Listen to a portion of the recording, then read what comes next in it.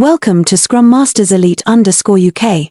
Don't forget to sign up to join us in exploring thrilling matches and inspiring victories from the DHL Super Rugby Pacific 2026. I followed the opening round of the DHL Super Rugby Pacific 2026 with great excitement, but what I didn't expect was how intense the emotions would be.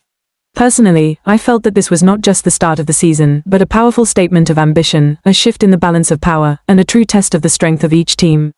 Right from the match between the Highlanders and Crusaders, I could sense the spirit of a collective daring to challenge destiny. The Highlanders' 25-23 victory over the reigning champions was not only a shocking result on the scoreboard. To me, it was the culmination of traditional resilience, tactical discipline, and unwavering belief. When the Crusaders sent in a series of all-black stars at the start of the second half, I thought the tide would turn. But the Highlanders proved that class is not just about reputation, but about fighting spirit. Caleb Tangitau and Jonah Lowe's tries were not only beautiful but also reflected the strong connections between the players. I was particularly impressed with Cameron Miller's 45 meters penalty in the final minutes. It was a moment of steel-like composure. In elite sports, pressure can crush anyone, but Miller turned it into motivation. On the other hand, I don't think the Crusaders were weak. I still saw moments of top-tier play, like Noah Hutham's solo run or Will Jordan's clinical finish. However, the mistakes with ball handling and lack of precision at crucial moments cost them. The lesson I took away for myself is this: experience and reputation only matter when sustained by absolute focus. For fans, this game is a reminder that rugby always holds surprises, and that is what makes the sport so beautiful. The match between the Waratahs and Reds in Sydney also gave me a lot to think about. The 36-12 scoreline reflected the Waratahs' dominance in the final stages, but the first half showed significant balance. I appreciated how the Waratahs exploited the Reds' mistakes to launch quick counter-attacks, especially Max Jorgensen's try after a missed Reds kick. What I admire about the Waratahs is their proactive style of expanding their attacking width and their precision in key passes. As the game entered the final 15 minutes, they didn't just play to defend their lead, but kept pressing forward, showing a desire for dominance rather than just playing it safe. For the Reds, I felt their effort but saw a lack of consistency.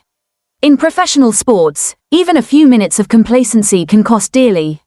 I learned that in work and life, continuous focus is more important than brief moments of brilliance. Fans may feel disappointed, but they should also recognize the potential for growth ahead. One of the most moving games for me was Moana Pasifika's 40-26 win over Fijian Drua. I was really impressed by how Moana Pasifika started with such energy, scoring 21 points in just 17 minutes. Miracle Fai'ilagi's hat-trick was not only a personal highlight but also a symbol of the team's confidence. However, what I valued more was how they responded when Drua made a strong comeback in the second half. They didn't panic or lose structure. They adjusted their strategy and capitalized on the Drua's mistakes to close the game out. Drua showed strong fighting spirit, especially with their high-speed backline play. I believe this loss won't diminish their worth, but rather fuel their drive to improve. From this match, I learned that a good start is important, but maintaining focus until the final whistle is the key to winning. Fans should see a loss as part of the growth process. The match between the Blues and Chiefs had a different flavor, tense, closely fought, and decided by a key moment. I could clearly feel the tactical discipline in the first half, with both teams defending fiercely. The Chiefs knew how to take advantage of the golden moments to score, especially with the combination that led to Cortez Ratimer's decisive try. I saw this as proof that patience and discipline can create opportunities in matches that seem to be deadlocked. The Blues didn't lack effort, but small mistakes caused them to lose the advantage. I realized that in life, sometimes the difference between success and failure lies in making the right decision at the right time. Fans might regret the loss, but they should also appreciate matches rich in tactical depth. The Brumbies' 56-24 victory over the Western Force showcased their superior attacking power. I admired the Brumbies' ability to accelerate in the second half. They not only controlled the game but maintained a high tempo, exploiting gaps with precision. The Western Force had a good start, but once the Brumbies found their rhythm, the difference in class became clear. What struck me the most after round one was the diversity of playing styles and team spirit. I believe this season will be full of surprises. No team can afford to be complacent, and no team should feel inferior. Everyone must fight with 100% of their abilities. I learned 3 key things. First, thorough preparation always creates the foundation for positive surprises. Second, composure in crucial moments can change the game's outcome. And third, team spirit is irreplaceable. For the fans, I believe the most important thing is to continue supporting their teams in a respectful and positive manner, valuing the players' efforts regardless of winning or losing.